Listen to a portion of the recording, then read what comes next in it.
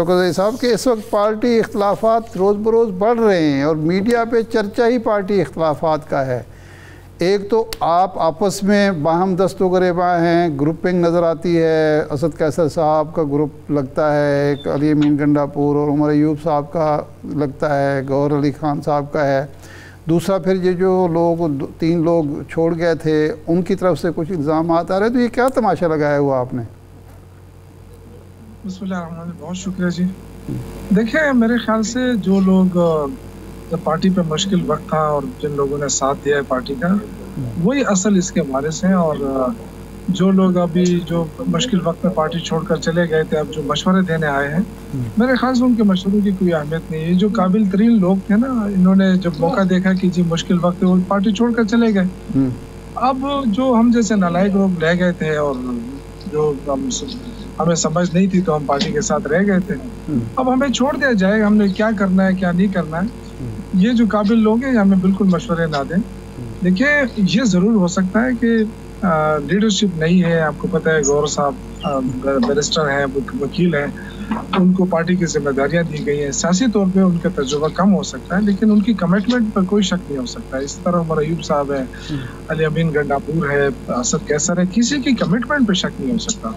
ये जो छोटे मोटे इख्तिलाफात होते हैं, थोड़ा सा ये, क्योंकि ज़ाहिर है लीडर जेल में है, और मैं अक्सर ये कहता हूँ कि ग्रुप तो खैर ग्रुप बंदी तो मैं नहीं कह सकता, लेकिन जो तहफ़्फ़ुज़ात का इजहार हो रहा है वो इसलिए हो रहा है कि लीडर जेल में है।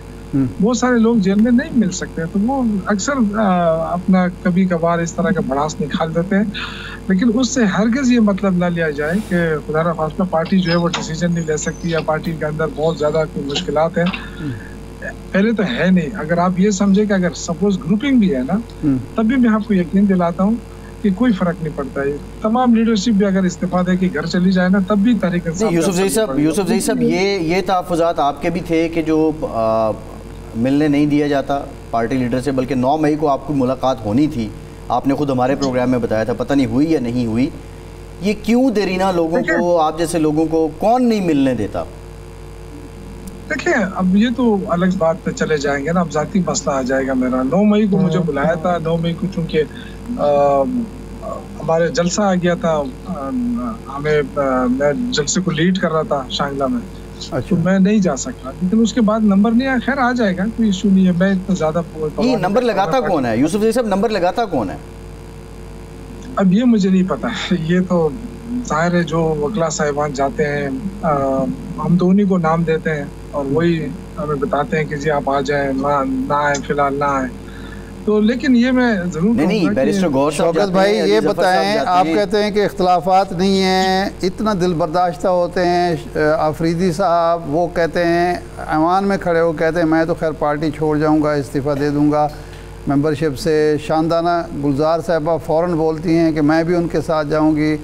वो लंदन से बोलते हैं जनाब शेर अफजल मरवत साहब कि बिल्कुल वो सही कह रहे हैं, मैं भी छोड़ने लगा हूँ। इस्तीफ़ों तक नौबत आ जाए तो इख्तलाफात शदीद होते हैं। देखिए, शहरियार को मैं जानता हूँ, शानदाना को जानता हूँ, मेरी बड़ी एक दोस्ती भी रही है और बड़ी उम्र गुजर गई। शेर अफजल मरवत मेरा क्लास फेलो है। देखिए, पार्टी किसी ने नहीं छोड़नी, ना कोई पार्टी छोड़ सकता है। जब इतनी कुर्बानियाँ दे दी ना इन लोगों ने, तो ये पार्टी इनकी है, ये पार्टी कभी नहीं छोड़ेंगे। ठीक है, देखिए कुछ इख्तिलाफात हो सकते हैं। मैंने आपसे कहा ना कि बहुत बड़ी कुर्बानियाँ दी हैं शहरियार ने, शानदाना ने, बहुत मुश्किल से गुजर कर आए।